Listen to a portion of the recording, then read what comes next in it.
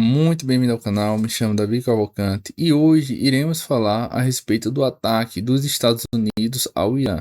Ataque este que possui uma grande repercussão a nível internacional, não afetando apenas o Oriente.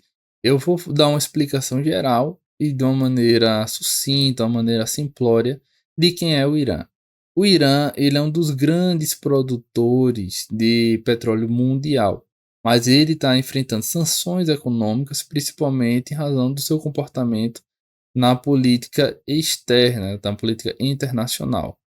Ele está localizado aqui, ó, conforme eu estou mostrando a todos vocês, e é um grande produtor de petróleo e também tem um grande litoral e tem acesso ao movimento de cerca de 30% do mercado internacional de petróleo. Não significa que ele venda 30%, mas os vizinhos dele são grandes produtores. O Kuwait é um grande parceiro americano, a Arábia Saudita, Emirados Árabes Unidos e tá Dubai, aquela cidade que tem prédios maravilhosos, grandes e tudo mais, tá exatamente nesse eixo da confusão. Um grande centro turístico e produtor de petróleo. E pode ser completamente afetada por causa dessa questão do Irã estar produzindo arma nuclear. E lembrando que nenhum desses vizinhos daqui olham com bons olhos o Irã. O Irã ele é um péssimo vizinho, digamos assim. Aqui podemos observar a distância do Irã para Israel. Isso aqui ó, são vários quilômetros e ele não faz fronteira diretamente com Israel. Aí você pode me perguntar como é que está tendo tanta confusão de um país que sequer é vizinho de fronteira. Ele está na mesma região do Oriente, mas ele não faz fronteira com Israel. O Irã, o regime do Ayatollah, considerou Israel como fosse o inimigo do Estado. E uma das metas dele é acabar com Israel. Sendo assim, observe que Israel ele é cercado de países fracos, como Líbano, Síria, essa Jordânia. O Egito é o melhorzinho, mas ele está mais para o ocidente, ele está neutro. Já teve confusão com Israel, mas ele está neutro. Aí, digamos assim, o que é que o Irã faz? Ele financia grupos terroristas no Líbano, na Síria, tem o Hezbollah, tem o Hamas na faixa de Gaza. E por incrível que pareça, a faixa de Gaza, para quem não conhece, é uma faixa realmente bem pequena, colada com Israel. A pessoa pergunta como é que dá tanta confusão. O Hamas, ele se instalou aqui, ele pega mantimentos internacionais para se manter e não repassa para a população, porque a miséria beneficia ele e utiliza a população como escudo. E é extremamente bem localizado é, militarmente para atacar Israel. Ela é aqui embaixo de Israel. Israel é pequeno, qualquer ataque rápido, Israel não teria como se defender. Observe que em outubro, se não me engano, do ano passado, o Hamas ele conseguiu, de uma maneira bem rudimentar, ultrapassar essa fronteira, matou várias pessoas, sequestrou e trouxe para a faixa de Gaza e até hoje não recuperou todo mundo. Sendo assim, a faixa de Gaza é um calo muito grande de Israel, que Trump manifestou tudo. Tem toda uma problemática em torno da faixa de Gaza e de Israel. Sendo assim, vamos passar para a consideração do Irã.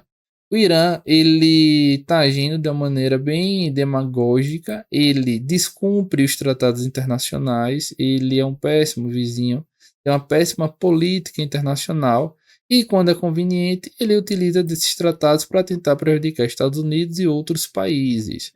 Observe aqui ó, que os Estados Unidos, os norte-americanos, atacaram 3 instalações nucleares iranianas. Ninguém quer que o Irã tenha bomba nuclear, principalmente que o objetivo dele é ter uma arma nuclear não para fins pacíficos nem para defesa, e sim para exterminar Israel. Uma vez ele tendo, ele vai soltar uma bomba nuclear e pode afetar o planeta como um todo com a radiação, e ele não está minimamente preocupado com isso. Em razão dessa situação que Israel e os Estados Unidos estão fazendo esse ataque preventivo para evitar a proliferação de armas nucleares. Aí aqui o Irã, de maneira demagógica, solicitou uma reunião de emergência no Conselho da ONU de Segurança, falando que teve violação. Ó, isso aqui se dá depois do ataque às instalações nucleares dele.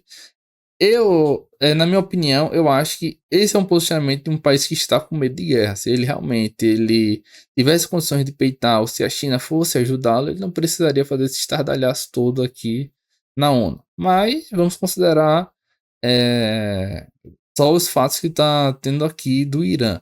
Ele enviou a carta aqui, ó, tem o nome dele. Aqui mais abaixo vai mostrar essa carta que foi escrita, inclusive em inglês, né? É uma coisa positiva quanto a isso. O Irã está tendo acessibilidade ao idioma norte-americano, não está só botando no idioma deles. Mas basicamente é o que? Ele ficou extremamente chateado que essa base nuclear dele é desde 2000. Ele está tentando fazer arma nuclear há muito tempo.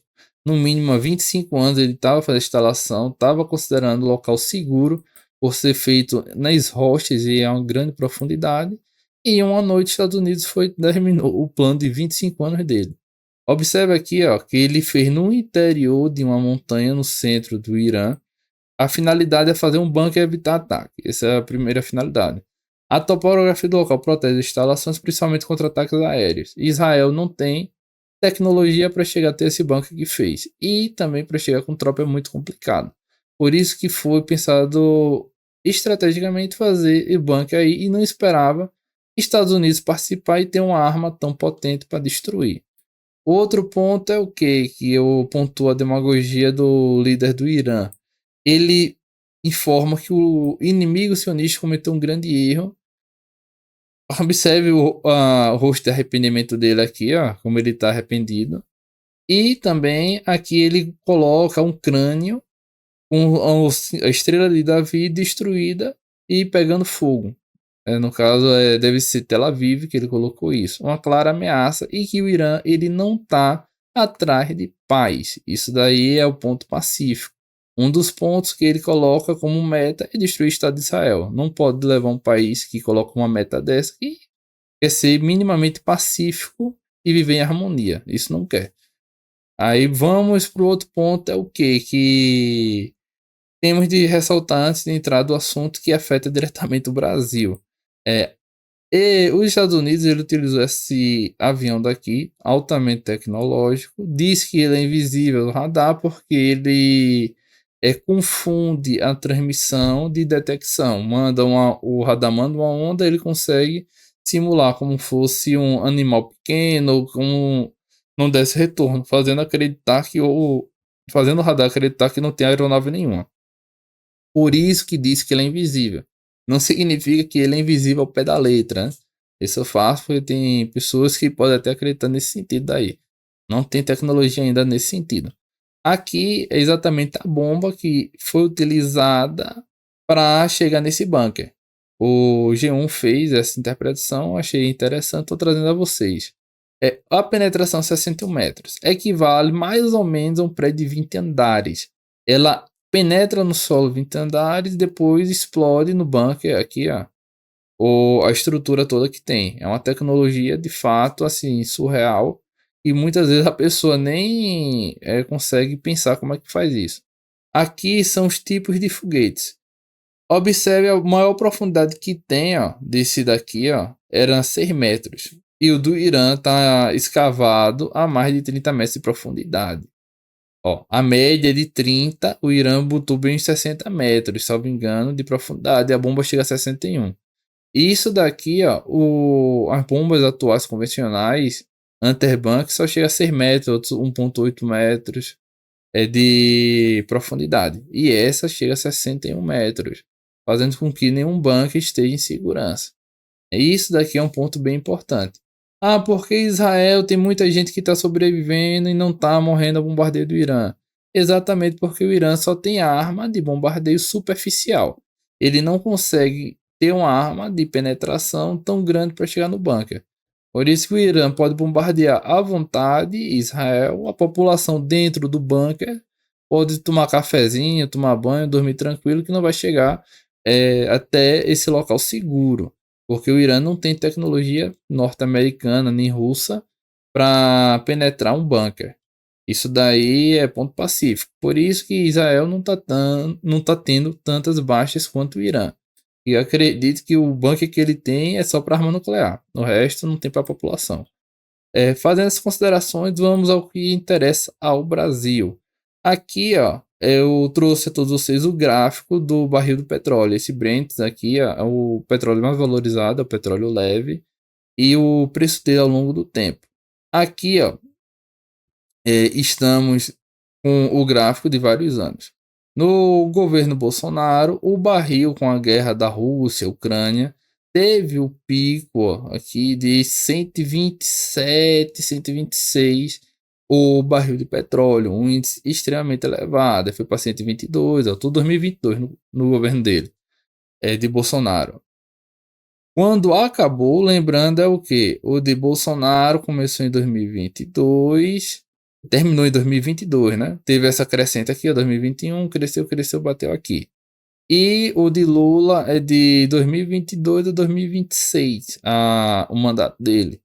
E uma vez o Lula assumindo, ele teve a grande sorte do barril do petróleo estar em queda. Observe aqui a queda.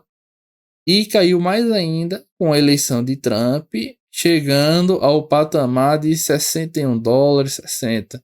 A metade do que foi na época da pandemia e da época da guerra da Rússia. Mostrando também o que está extremamente barato. A gente aqui ó, ampliando no gráfico, em maio deste ano, estava em 63. Uma bomba dos Estados Unidos subiu para 76 hoje. Isso daqui eu estou considerando com o evento que está acontecendo agora. Mas ao longo da semana, ao longo do mês de junho, julho, se essa guerra não acabar rápido, pode tranquilamente voltar a 120 dólares o preço do barril do petróleo. Uma vez voltando, o Brasil tem de estar preparado para tomar uma medida econômica, uma medida financeira para combater isso.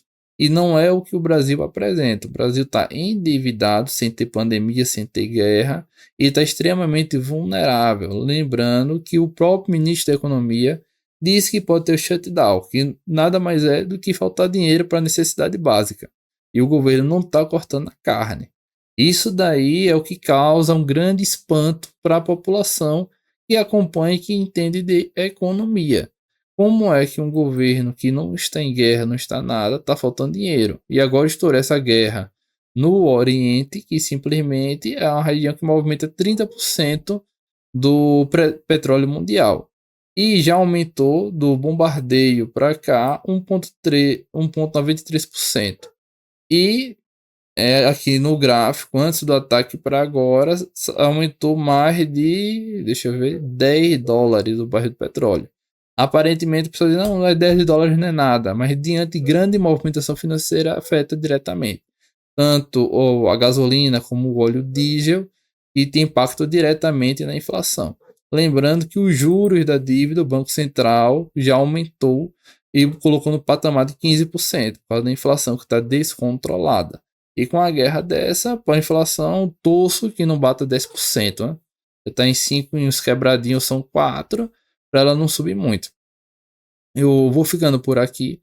Eu peço que todos comentem, compartilhem e divulguem esse vídeo para chegar no máximo de número de pessoas possíveis para abrir esse debate e daí todo mundo ficar ciente do que está acontecendo. Muito obrigado a todos, até a próxima.